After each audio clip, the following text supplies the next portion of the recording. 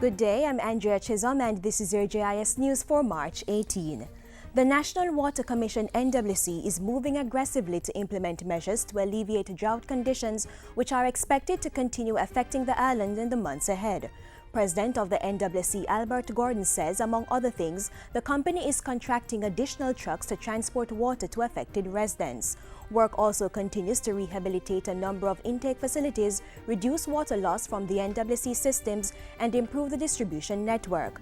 Mr. Gordon was addressing a recent Drought Management Committee meeting chaired by the Water Minister Robert Pickersgill at his offices in New Kingston. It was also revealed in that meeting that data collected by the Meteorological Center between December and January 2013 shows that all parishes have been experiencing drought conditions. Trelawney is registered as the worst affected parish, with Westmoreland, Clarendon and St. James also experiencing severe drought conditions. The drought conditions, which would mean 60% or lower in comparison to the norm, 60% or less of that normal.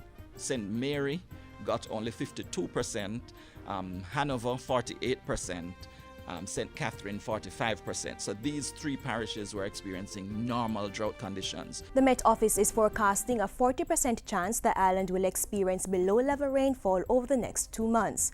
As a result, persons are urged to store and conserve water. Government's Hurricane Sandy relief efforts were enhanced this week when a number of local and international groups donated money and supplies to help those affected. The Organization of American States, OAS, is donating water, chlorinated tablets, powdered milk, canned foods, and other supplies.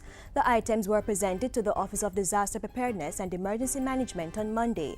ODPEM also received a $90,000 check from Sagicor Group Life and a check in the amount of $1,422 from the Ministry of Foreign Affairs and Foreign Trade. The ministry was presenting the funds on behalf of the prisoners of the Sing Sing Correctional Facility in New York. Whilst we are months after the event, what you have continued to generate in terms of support will be tremendously useful to those families who are affected. Government's environmental component of Vision 2030 has been getting a boost through a $450 million climate change adaptation and disaster risk reduction project funded by the European Union. The project was implemented in 2011 and involves the rehabilitation of forests and wetland areas and an alternative livelihood project targeting fisherfolk. There is also a public education component. We need to, as best as possible, increase the resilience of our natural coastal ecosystems. So not just from a point of ecological diversity or environmental diversity, but community resilience. The European Union and partnering state agencies recently toured project sites in the Portland Bight protected area.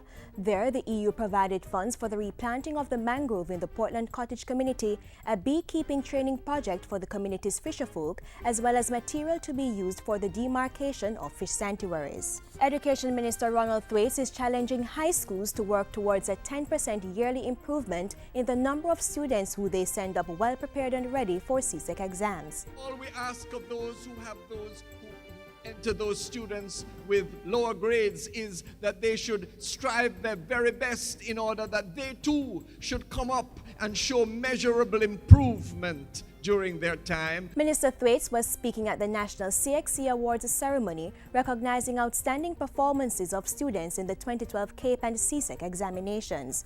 And finally, the team of Special Olympians who kept Jamaica's flag high at the Winter Special Olympics has earned high praises for the outstanding performance. Prime Minister Portia Simpson-Miller hosted a luncheon in their honor at Jamaica House and said the Special Olympians demonstrated courage while continuing Jamaica's proud sporting tradition. Our Olympians shone a light of Jamaica across the world. Our Special Olympians carried that torch, performed, and they were excellent. And to you, a grateful nation is saying today, thank you. Commendations were also extended to the leadership of Special Olympics Jamaica and coaches for the achievement said to be the best performance ever. 18 Special Olympian athletes competed at the Games in Korea and returned with 3 medals. And that's it for JIS News today. I'm Andrea Chisholm. Thank you for watching.